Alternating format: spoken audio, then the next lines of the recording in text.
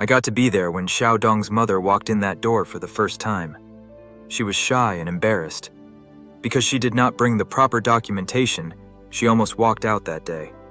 I moved toward her and gathered some other staff to sit with her and ask more about her situation. The story that unfolded left me stunned. Xiao Dong was her third child, and she was scared. At that time in China, it was illegal for her, a rural mother, to have more than 2 children. Out of fear, she chose not to report his birth, and as a result, he was unable to access services and privileges he could have been entitled to. This little guy was like an illegal immigrant in his own country. And as a child with Down syndrome, he was also unable to attend local schools with children his own age anyway.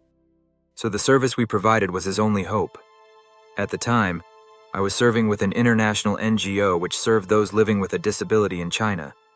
Our program, the Family Partners Program, was designed to serve families who had a child living with a disability.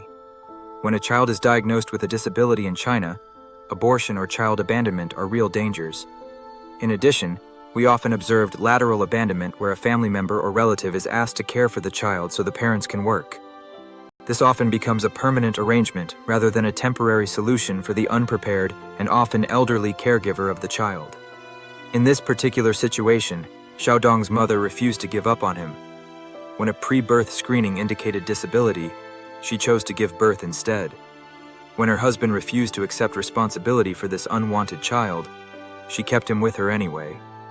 That day in our presence, she was broken and desperate, and we were privileged to come alongside her to help.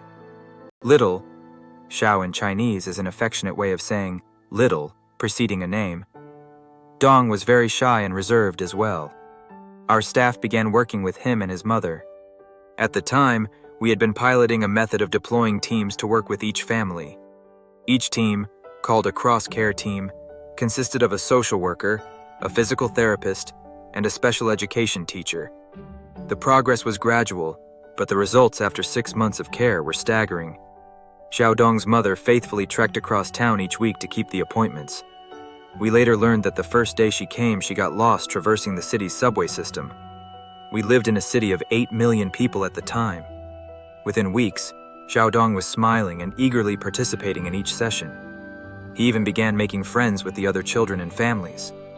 If you have ever spent time with children living with Down syndrome, they can be very playful and selective with their affection. Sometimes you have to work for it, but their smiles and joy can be quite genuine and precious. I don't have as much contact now with the program, but one of my enduring memories is the time we gathered many of the families together in a local coffee shop for a ceremony to celebrate the progress of the children. There was quite a spread of snacks, sandwiches, and desserts that day. Some of the children partook quite liberally, and there, in the midst of this cacophony of chaos and friendship, sat Xiao Dong's mother, smiling both shyly and warmly, taking it all in. Xiao Dong was close by, nestled in another auntie's lap, enjoying the moment as well. One of the special things about this kind of work is watching how families who had been strangers become like family to one another.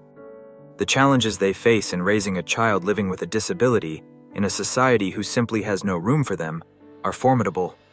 So the instinct to form unbreakable bonds is almost irresistible for these vulnerable clusters of people who refuse to give up on those they love, no matter the cost.